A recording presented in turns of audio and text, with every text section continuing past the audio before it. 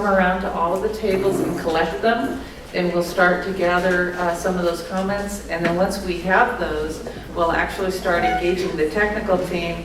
So please just take about 5 minutes, and appreciate your participation. Thank you very much.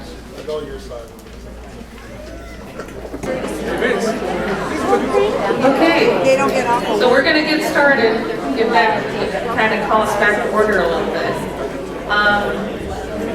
If I may, if anybody has a comment card, could you please raise your hand so that we can have our table monitor collect them? Do we have any left? Okay, great. So now we're starting to collate all of the comment cards that we have gathered to this point. What I'd like to do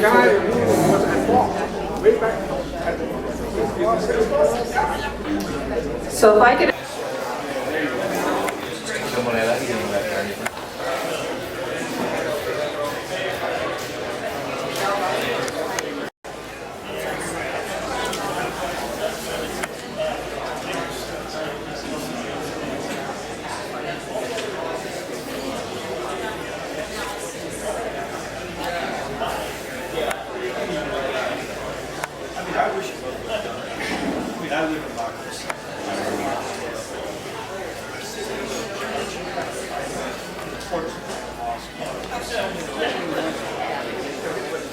Oh, yes, yes, yes.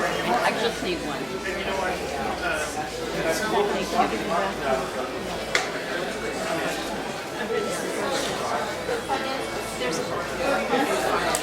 You've already done it, because there's extra.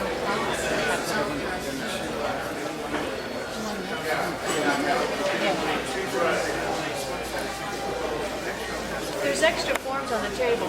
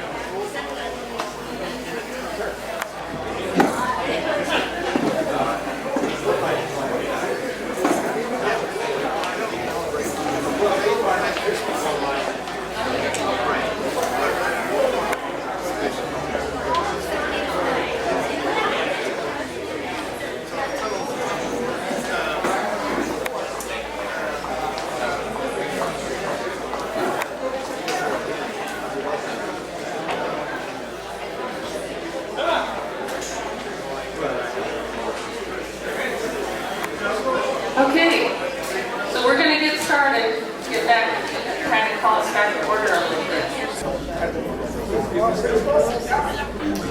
So if I could have your attention now, please. I'd like to get started with some questions. We actually had a couple of questions that were brought to the technical team, and what I'd like to do is go ahead and do that for you tonight. I'll wait till things settle down a little. Okay, this is directed to our technical team.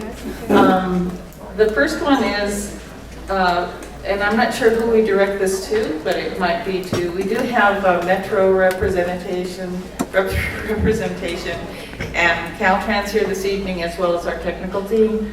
But we actually have been asked, who actually makes the final decision on the preferred alternative? Can you share that with us, please? And if you could stand and let us introduce yourself.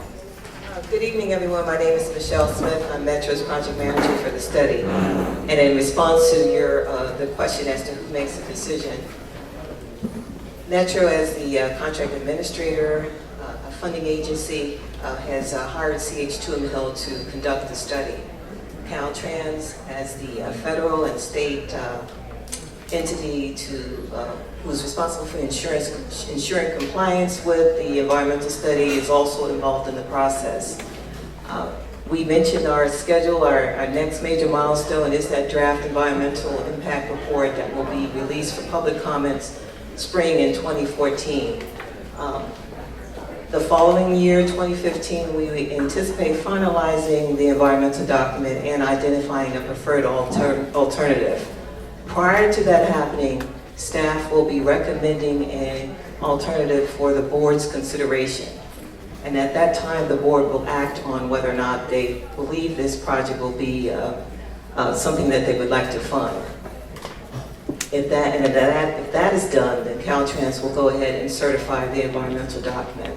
So we have two distinct roles within the decision-making process, in that Metro would be the ultimate entity that would either back a alternative, provide the funding, and Caltrans would be responsible for certifying the preferred alternative. So we're working hand in hand. Great, thank you very much. We may have addressed this already in our presentation, but there was a question regarding the air quality. Would you mind just reviewing? We had a question regarding how will the draft EIR and EIS address air quality, particularly in affected communities? Yes, it is. Okay, very good. Yeah, just to recap some of the points I made in the presentation, that again, the air quality analysis, we look at both a regional level, where we have to look at how does it affect emissions in the overall South Coast air basin. Does it result in increases, decreases? We look at, of course, not just what we call criteria pollutants, such as carbon monoxide or ozone or particulate matter. We also assess changes in greenhouse gases, very, very important topic. With regard to individual communities, the modeling we do, particularly for our air quality health risk assessment, we prepare what our modelers call a grid type of modeling that looks at the region as a whole. They then do what's called a fine grid that then focuses in on particularly receptors that might be close to an alternative, where there are increases in emissions, and we can see how that changes the emissions within around any particular sensitive receptor.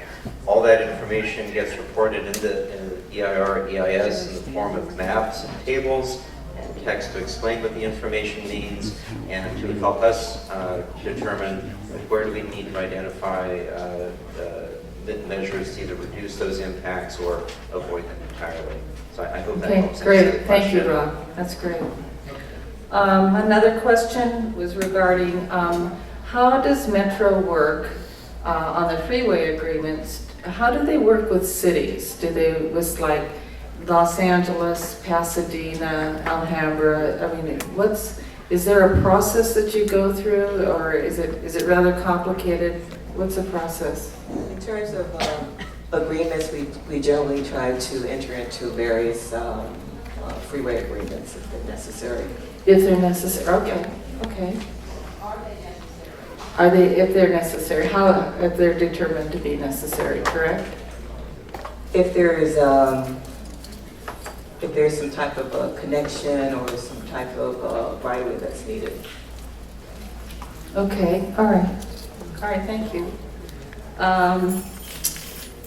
In the traffic analysis, there is a question, what in the traffic analysis has been done to establish or to have an understanding of not only east-west demands, but north-south demands? You may have already addressed this, but you may want to consider that.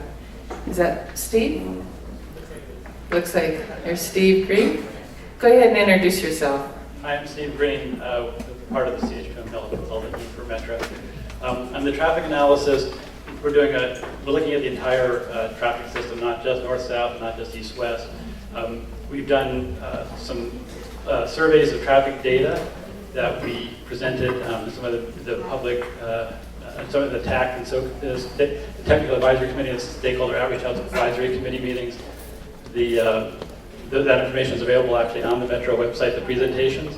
But we collected data using Bluetooth technology, showing where we were able to track different travelers through the region, and we were able to get some information about the directions of travel through the study area. We also, as I think was mentioned earlier, we use the regional travel demand model that the Southern California Association of Governments maintains, and that model is a very detailed model of traffic patterns throughout the entire study area, and also includes transit ridership as well, and it reflects changes in traffic patterns on all the freeways and transit routes throughout the area. So we're not just looking at one type of travel, we're looking at the entire system. Okay, thanks, Steve. Thank you. There was a question in how does the no-build alternative meet project objectives, if any?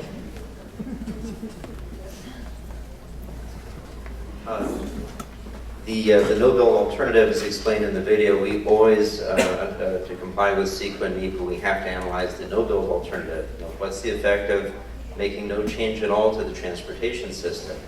With regards to the specific question, how will it support the project objectives? We do an analysis of that. Typically, and as shown in the results of the alternatives analysis completed last year, the no-build alternative typically would not achieve the mobility objectives that have been laid out in the purpose and need for the project.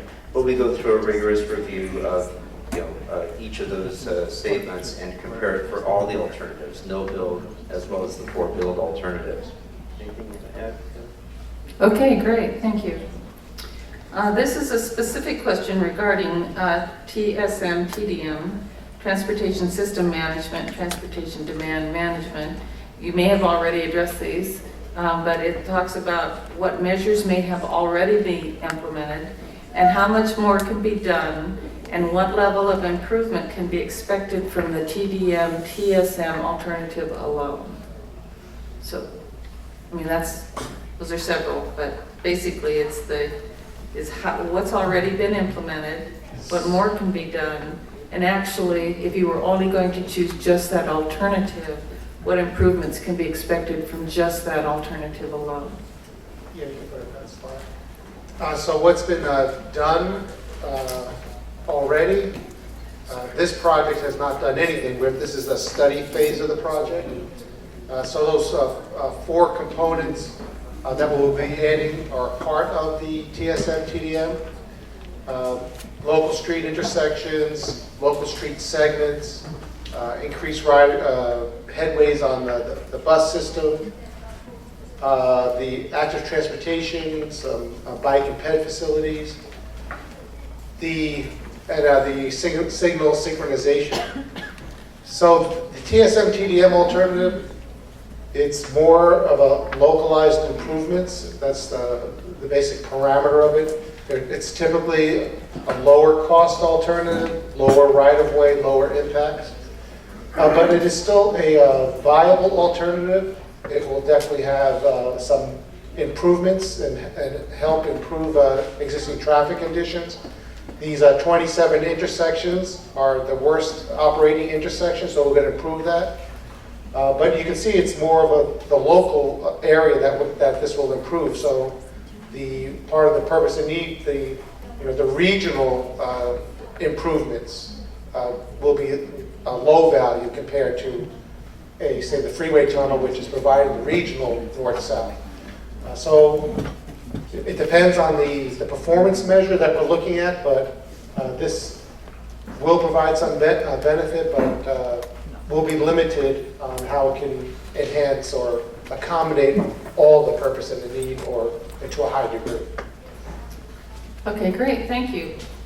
Our next question regards the bus rapid transit, or BRT alternatives. And there is a request to address the bus stops along Atlantic Boulevard and what effect on the traffic that has, what type of stops are being anticipated, and if in fact that actually, and how does that address pedestrian-friendly streets that may or may not include bike lanes.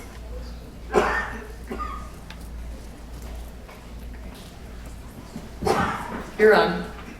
Good evening. My name is Vincent Chiu. I'm part of the CH2 Appeal team. The Atlantic Boulevard. You're okay. Okay. The Atlantic.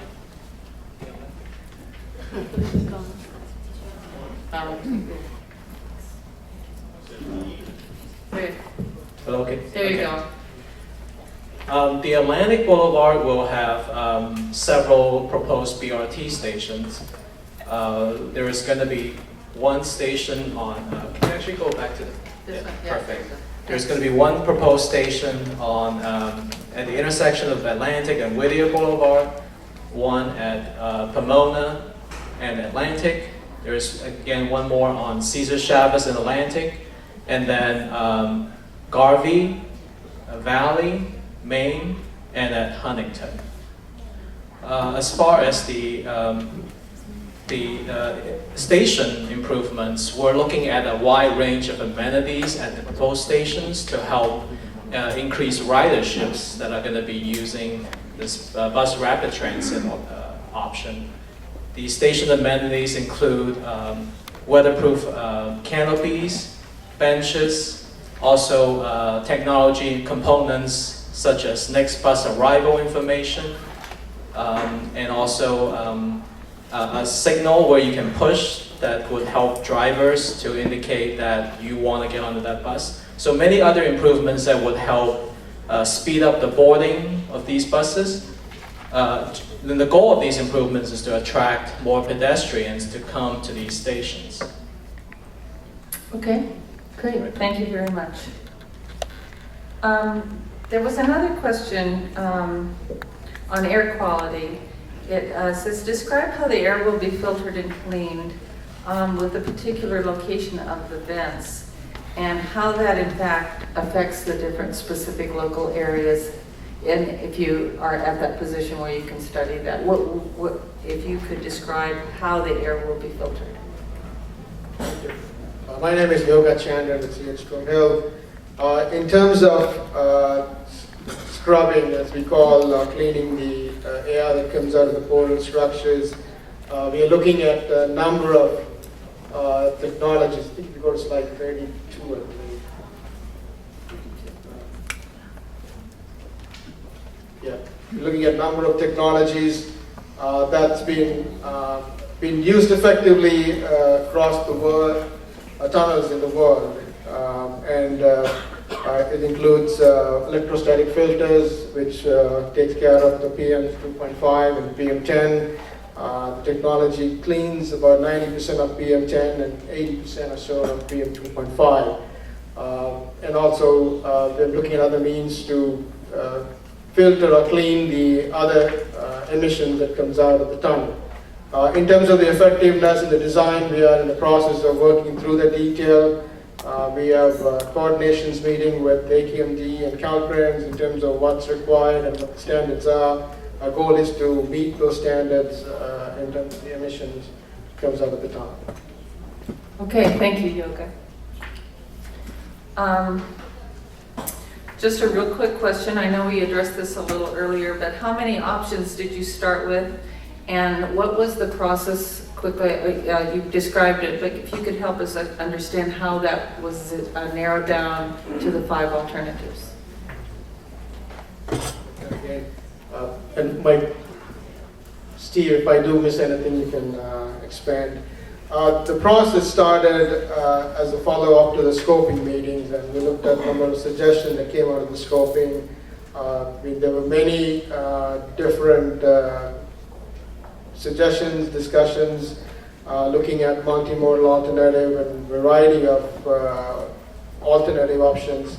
So initial phase, we had over 100 or so alternatives, looking at surface, subsurface, as well as elevated, looking at freight options, BRT, bus rapid transit, light rail transit, highway arterial improvements as well as the freeway improvements in the process. And the screening of each of those, we looked at a 3-level screening at a high level, looking at some fatal flaw information, which boiled it down to 42. We also engaged our members from the Technical Advisory Committee in developing criteria or what we call performance measures, which is on the if you look at the video, you saw a map of a matrix that came out of the discussions we had with the Technical Advisory Committee members, which somewhat stayed as a basis for our evaluation. The second level of screening used qualitative / a semi-quantitative approach, using the experience to boil the 42 alternatives down to 12, and then we did some more detailed level of analysis and took the 12 down to the 5 that currently studying. Okay, great, thank you. We have a couple of questions that are relatively similar, so I'd like to try to combine them, or you can address them. In terms of location and alignments, why was there not more of a central route selected, such as Rosemead Avenue, something more equidistant in San Gabriel? And part of the other is trying to find that there was an extension of the Gold Line east of Atlantic. In fact, was that considered or studied? So more of an equidistant, and how is those alignments chosen? Again, I think going back to you asked about the process. If you look at the initial set of alternatives that we looked at, there were a number of them that did go east, including alignments on Rosemead, and that's posted on the Metro website. So if you can download, read that gives you a detailed description of the process and how we came up with the final set of alternatives. Okay, thank you very much. Under other, there was a request for a question on impacts on historical places. Could you please describe how the study is evaluating the alignments and how that is impacting historical places and how you address historical evaluations? Sure. The evaluation of historical places or historic properties, it really begins first with an inventory as far as what are the different historical resources, historic properties, particularly in urban areas such as this. Our historic properties are typically important buildings or other structures or historic neighborhoods. Some of these have formal designation on the National Register of Historic Places. Others have not been evaluated. There's a set of criteria that are established in Section 106 of the National Historic Preservation Act that describe the criteria that would qualify a property for designation on the National Register. At a local level, each city oftentimes identifies properties that are important historically at a local level. So those might be important properties that we would consider under CEQA, under the state environmental laws, but not necessarily under NEPA. The evaluation of impacts, those hasn't started. We're not going to evaluate impacts until we have plans with which to evaluate them. The evaluation of impacts, once we get to that stage, there's a number of different types of impacts that are considered. Certainly where we have property acquisition, that's the most direct type of impact that could occur to a property. But we also consider other types of impacts. Noise, air quality, visual can be very important. Sometimes one of the characteristics in terms of establishing the National Register designation is the historic setting of where that building is. And so we look at, does introducing a new alternative, any of the build alternatives, does that somehow change that setting where it might impact the historical significance of that property, it might somehow detract to it. So that's the type of evaluation we haven't initiated yet, but gathering the data is a very important part, particularly in an area with so many known historic resources, as well as those that we want to evaluate that have not been evaluated previously. Okay, thank you, Rob. Another question, several left to go through here. One is, how is population growth considered when you do these kinds of studies, if at all?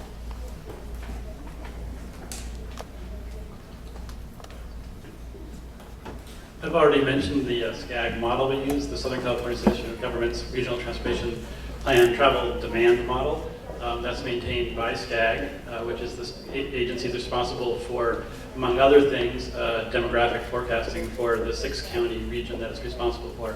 And they use long-term demographic forecasts to forecast what the population will be in the future. At 2035 is the horizon year that we're looking at for this project. So they have very detailed forecasts of what the population will be in a very detailed level across the entire Southern California region in 2035 and how that compares to current conditions. And so the traffic forecasts and all the other things that depend upon them, like the air and noise analyses, take into account how population will change in different parts of the area in different ways and how that will affect travel in the region. Okay, thank you, Steve. This is in under other. Did you consider the option of extending Fair Oaks South and connecting to the 710 freeway? Was that part of the study?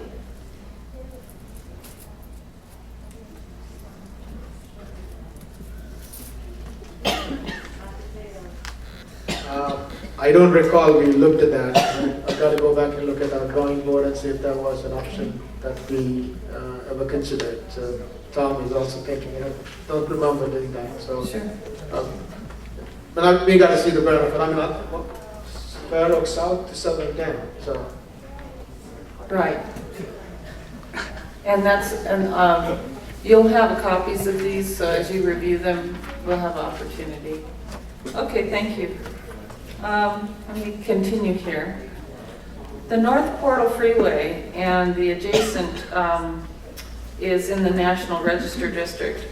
Will the EIR address vibration and any other types of vibration, particularly on national cultural resources? And you did address historic. I don't know if it's the same thing. The short answer is yes. Yes, okay. We look at vibration both in long-term operational effects, whether that's from freeway traffic or transit, but we also look at vibration in terms of construction, what sorts of, from the different construction activities, what sorts of vibration might occur, and that is looked at whether it's an effect on a historic property or on a non-historic property that might be adjacent to homes or other, particularly some sensitive businesses that may, where having no vibration is very important. So we would be looking at that as part of the vibration assessment. Okay, thank you for that. We had a couple of different comments. But one of them is, how are you considering impact to schools that are affected by congestion? And as you study the air quality in and around those, it would be typical of multiple different types, but air quality is air quality. Do you do anything different with the schools? No, schools are considered in our air quality assessment as a sensitive receptor, and the changes in the traffic patterns, whether it's a reduction of traffic, an increase in traffic, or perhaps a change in speed, all of that would be factored in. And going back to the description I said, as far as we do that fine modeling, as far as looking at our sensitive receptors, schools would be included in that assessment. Okay, thank you. This is more of a question, on cost, and whether or not the cost for certain improvements are ever passed down to cities, or how is it funded, and how does that get distributed, and how are cities impacted through the funding of the project? Hi, I'm Frank Kwan with LA Metro. The funding is, I think currently with Measure R, the taxpayers passed Measure R in 2008, which assigned $780 million towards this project and a solution.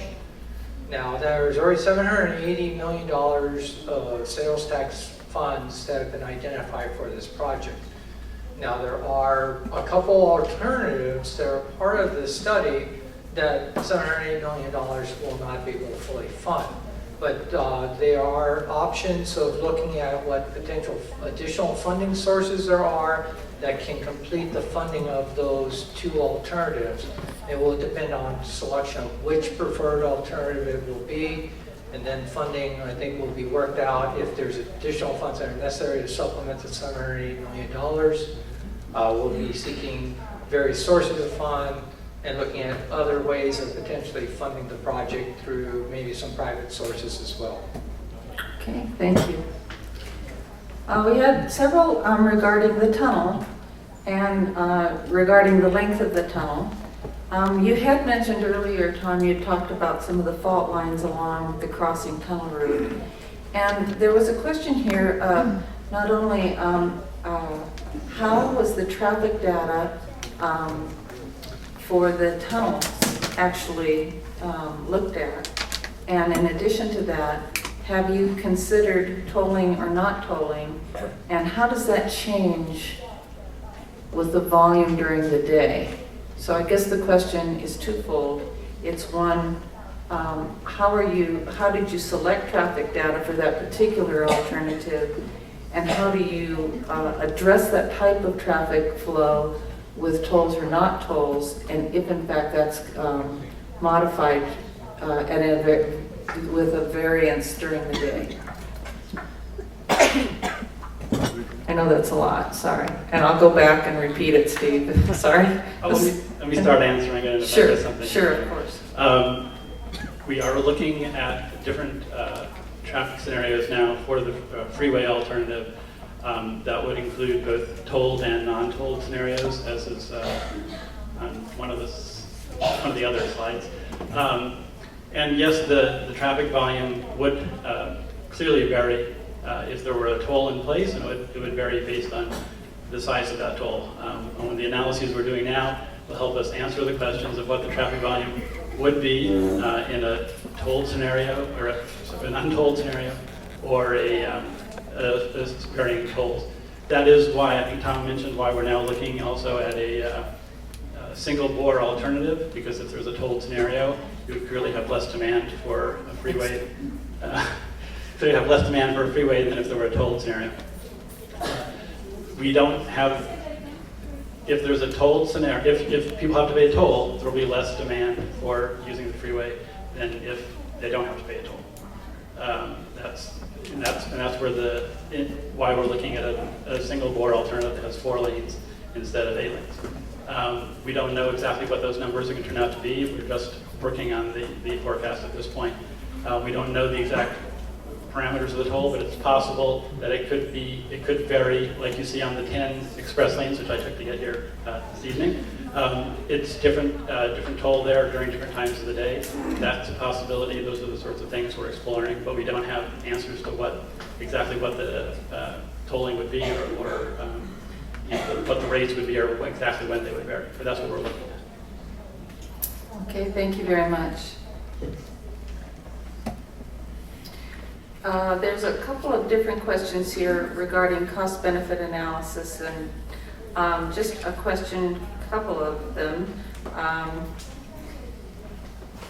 Is there how did you determine, if at any, at this point in time, any types of costs, and how would you determine as you move forward any cost overruns, if you anticipate any, if you can at all at this time? Because we're in the middle of the study, so. So the cost estimate that we have prepared for these alternatives was done in the AA phase, so that's public knowledge. It's on the Metro website. So that's our current cost estimates for the alternatives. We have not done a revised cost estimate based on the refinements yet, but that will certainly be done in much more detail than they were done in the alternatives analysis phase. Now we actually have preliminary engineering drawings so that we can do a more detailed cost estimate and really focus in on the cost estimates in a refined way that we know, because we know a lot more detail about the design. Okay, great, thank you. Frank? Keep in mind this is a very large engineering project, so even after the environmental document, there's design work that will be undertaken to get the actual details defined, exactly how it will be built for contractors. And at that time, the refinements are going to get better, and the details are going to get finer, and we'll have a better cost estimate. And before construction begins, there'll be actually a real defined construction budget for the project that will be established that will define the life of the construction. Those budget costs will be managed throughout the life of the construction period. Okay, great. Just to remind everyone that all of these are going to actually be presented to the team, so they get a chance to look at all of them. We did our best. I'm going to have an opportunity now to go through the room, and I'm going to grab a microphone, go table to table, and if you have any other ideas, thoughts, comments, observations, I would be very happy to address those. Okay. Let me start on this end. Does anybody have any comments at this time? Feel like you have your, yeah. All right. When I first, I voted no on this Measure R because these other cities are fighting us to build this thing. We moved here in the 60s from Michigan. I was 4 years old. So I'm hearing the same subject over and over and over. So I see this, their t-shirts. Remember, every time you go to the market, you're paying for it regardless you want it or not. And it's been going on and on. So eventually it's going to happen. It's going to happen. I just come from Santa Monica. Santa Monica took an hour and a half days to get here. So if that portion of the freeway, in my opinion, I would have got here earlier and nobody could listen more to what's going on in the media. Thank you.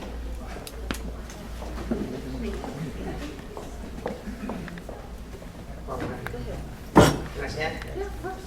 Hi, my name is Ron Mukai. I'm a lawyer and a business person in East LA. I own the shopping center on Mendick and 3rd, which is where one of the proposed alternates is supposed to start.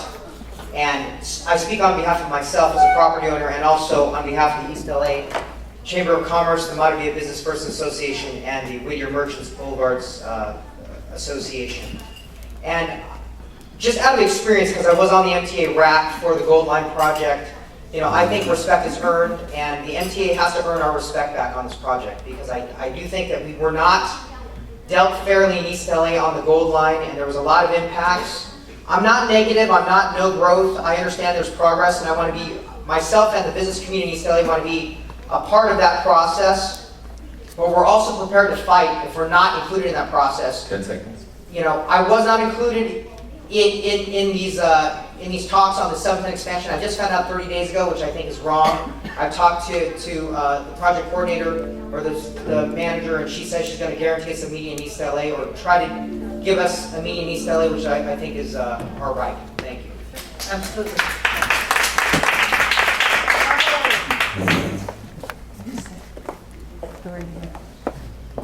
My name is Jose Ochoa.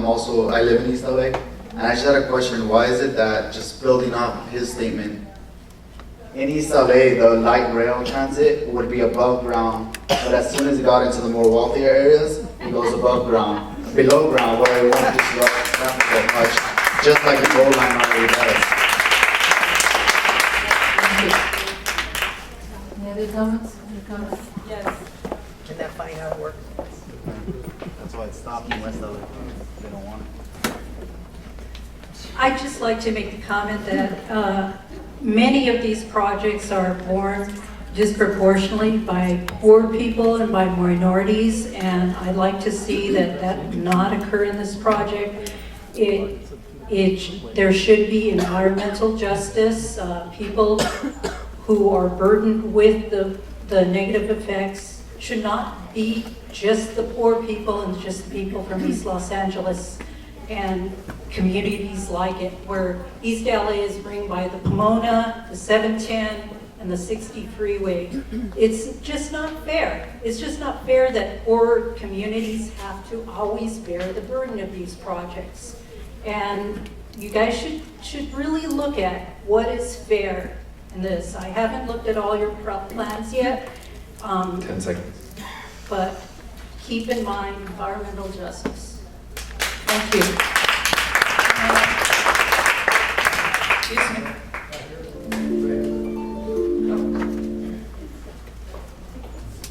We bought Kalamazoo and Garvey in 1964, anticipating that the 710 would go from very close to us into Pasadena because it ended very close to our home, and we're still waiting for that to happen. Now, I'm very much for the tunnel, and I've had people tell me, well, what about earthquakes? And I have to say, well, San Francisco has a big BART system, and they certainly are in earthquake country up there. And when they had an earthquake or have had an earthquake, BART was not affected. So I'm not worried about earthquakes, and I'm for the tunnel. Thank you.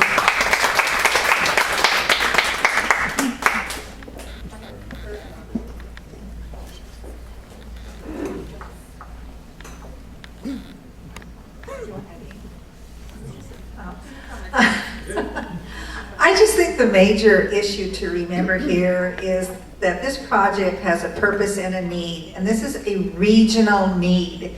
It's a regional solution to mobility and congestion. And yes, it is an environmental justice because all of those cities down south, going all the way down to Long Beach, gave up their properties to get the freeway up to where it is, and it was never intended to end on Valley Boulevard in Alhambra. Thank you.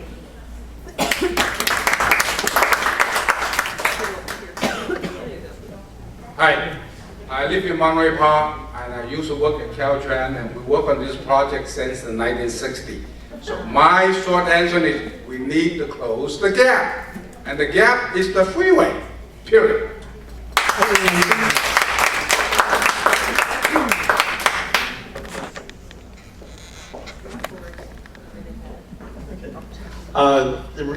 The information that was distributed tonight said that there was 180,000 vehicles going to pass through this tunnel every day. 75,000, it reported, will be taken from the arterials, the intersections. Where does the other 105,000 vehicles a day come from? We don't know. We don't know where they are. We don't know what they are. So that's one thing. By the way, LA City neighborhoods were able to move the tunnel entrance south of LA Boulevard into Alhambra. We apologize for that, but we didn't want it in our neighborhood because we get no benefit from it. 10 seconds. Now, the Alhambra people are going to have to suffer 5 to 7 years of construction and the air pollution coming from the ventilation of 2 miles times 180,000 vehicles. Thank you. Hi, this is directed to Mr. Kwan. It's a comment. How are we, the taxpayers and the citizens who will be affected by this, expected to just wait for the refinements that you spoke about earlier about finishing the project and you don't know many answers, you give sort of vague answers. When we're talking about billions of dollars, Doug Failing discussed on the radio this week a PPP, a public-private partnership, only for the tunnel. It's not being considered for light rail or buses. How do you all, does everyone just think that we're all asleep? We're not asleep. We're really not asleep. Thank you. Do you have a comment?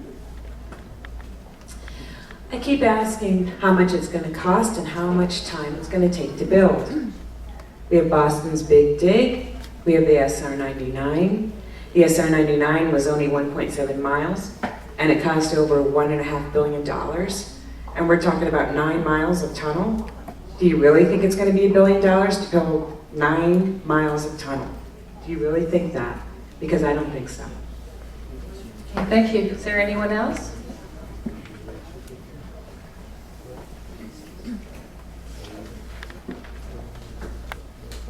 I'll be right with you. My husband is a fireman paramedic for Alhambra, and it may be over $1 billion, but there's no price on life when he has to get to respond with all that traffic. Oh. I wanted to ask about the ending of the tunnel that's coming up on Del Mar, and then what happens to all that traffic, as well as, of course, the pollution and the right there near the hospital and right near Old Pasadena. Yes. Okay, thank you. Any other comments? I think that, Metro staff, to their credit, has done a lot in terms of outreach here. I think this is a model public process.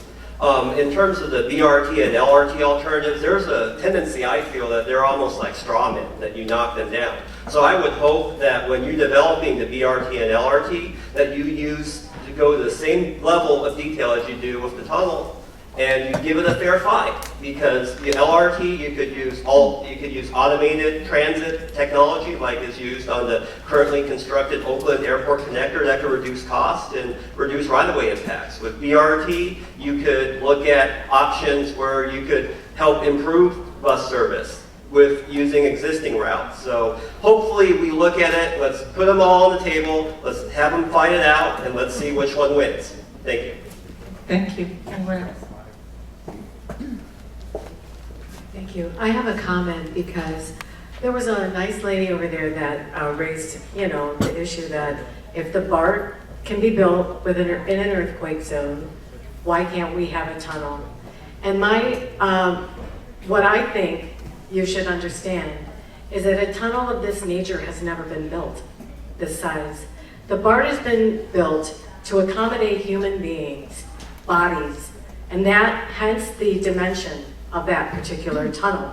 We're talking about the largest transportation project in scope in the world, and it will not be built overnight.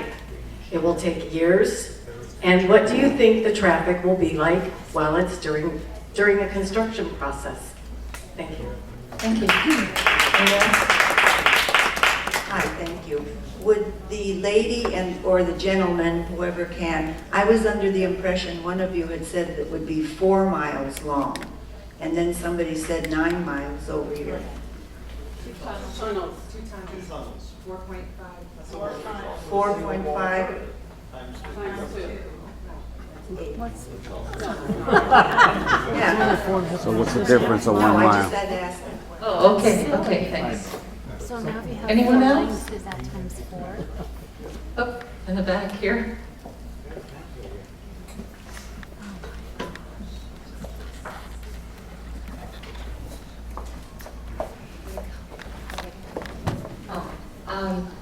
I'm not saying I am for the tunnel or not. However, when I was visiting in Sydney, Australia, my cousins were taking me around, and all of a sudden we disappeared underground, a very long tunnel.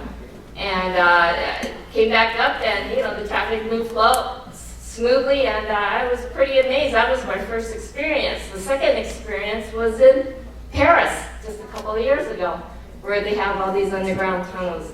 But I'm not for it too, but the thing is the tunnel with the 710 isn't going to be as long as I saw in Sydney, Australia. Thank you. Anyone else? Yeah. One more? You're talking about tunnels. They're saying that this is the biggest 9 miles. In Norway, they have a tunnel that's 15 miles long.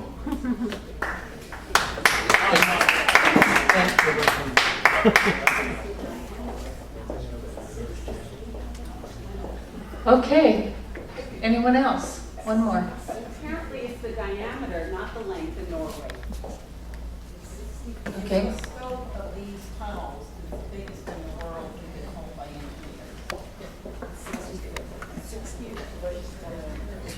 We've been discussing these dual bore tunnels for about 10 years now.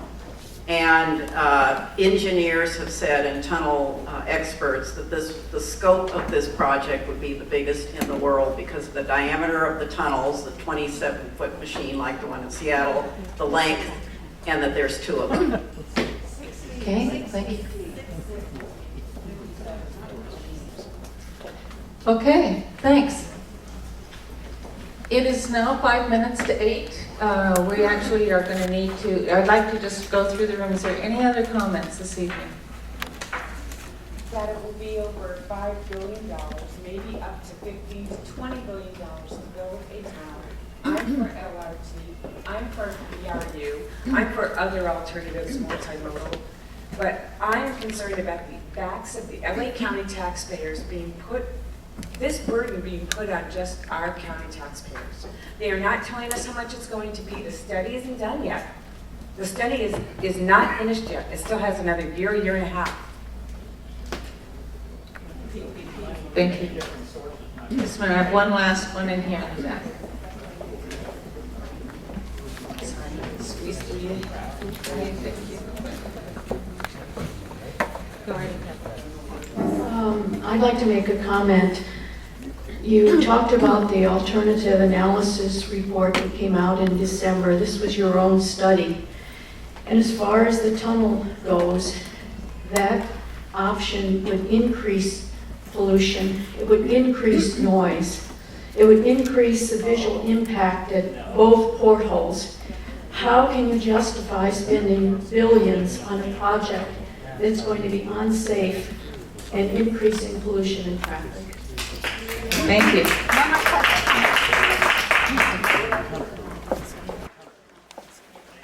If we had built this tunnel 40 years ago, it would have cost less. If we wait and build it 40 years out into the future, it's going to cost more. Let's build it today. Okay, we're going to have to wrap up. Anybody else? It goes under the English Channel. It's 26 miles in length. It accommodates not only vehicles but trains as well. Okay, thank you very much. Okay, so with that, ladies and gentlemen, I just want to thank you very much for your participation this evening. We have concluded our meeting this evening. There is a lot of information on the Metro website, so we would ask you to please, in fact, go there and get additional information. Thank you for your time, and have a good evening.